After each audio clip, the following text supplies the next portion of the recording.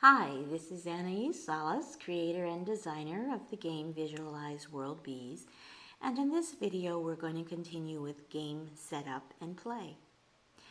Now, as you begin the game, each player receives or takes a token card that represents a beekeeper, and that token card is placed on the directional arrow of play, and this game can be played with, I recommend 2 players as a minimum, although one person could play by themselves if they wanted to, and a maximum of 8 players. The game is set up for 4 directional arrows with a beekeeper token going in each one of those spaces to start the game. But when you play with 8 players, additional players can also rest on the yellow petals until it's their time to enter gameplay. And we'll talk more about that, how that works in a minute. So this game has many elements in it. One way to move the game forward is through the die. So when I toss 3, I move 3 spaces, moving in this direction, following the arrow. 1, 2, 3. Now you can see that this token has landed on a white space with a toss of 3. And so my turn now moves to spinning the spin board.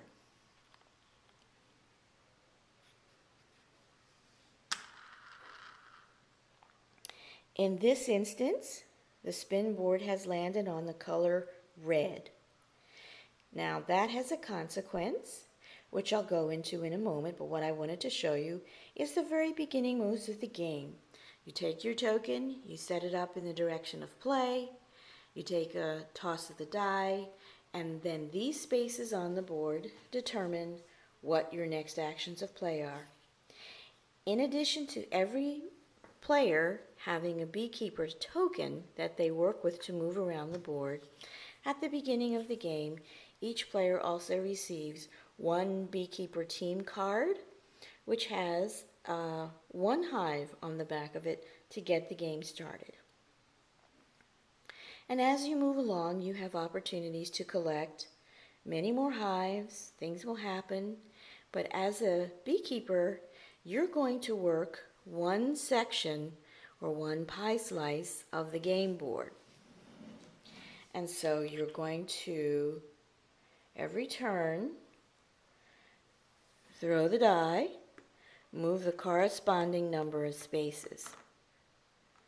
And you're going to work your way around, and when you get to this green space on the bottom, you move in the direction of play to this next area, and you move up. And you come back around. Now, if in the gameplay you should spin the exact number of spaces to get onto a yellow petal, and in this instance on this green space it would be a die throw of 1. This also enables you to pick from the Super Queen Bean cards in the middle. And you come back around again. Now you'll notice that there are 3 areas on the game board. There is a blue ring, a yellow ring, and a green ring. Let's start with the blue ring. This represents urban beekeeping and keeping bees in cities. And on the board, this is represented by a fire hydrant symbol. Now, as you work your slice of the game pie, this area will have to be covered with 10 hives. And the way that you're able to access this area is through the raspberry bridge space.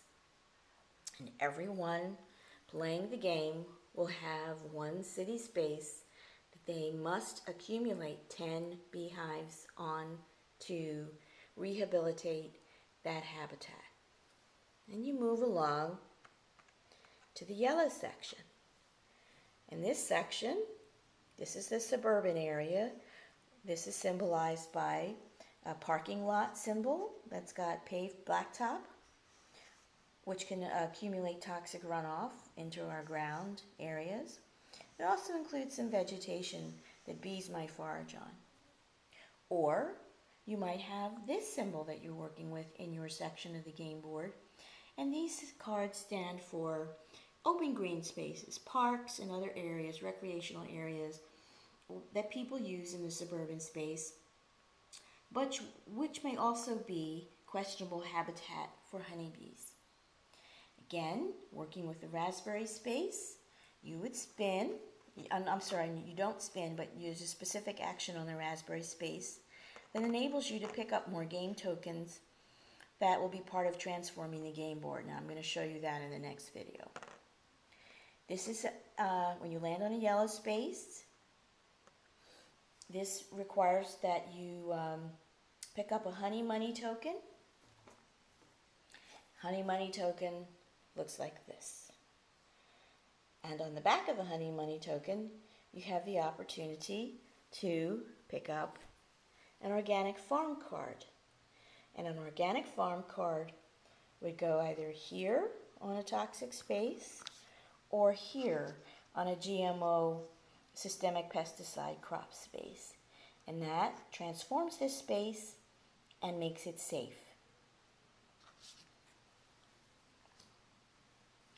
And then last, you come into the last section here, the rural section, and you have the opportunity to spin, to collect a bridge tile, which will help you transform your space, or to have a question to answer before you turn this way and go over and start back round again. So that's the basic process of playing the game. You throw the die, you move the corresponding number of spaces, and depending on where you land, you either choose transformative game tokens, you spin, or you answer a question. Okay, that's as much for this section of it, how to play, and we're going to go on to another video.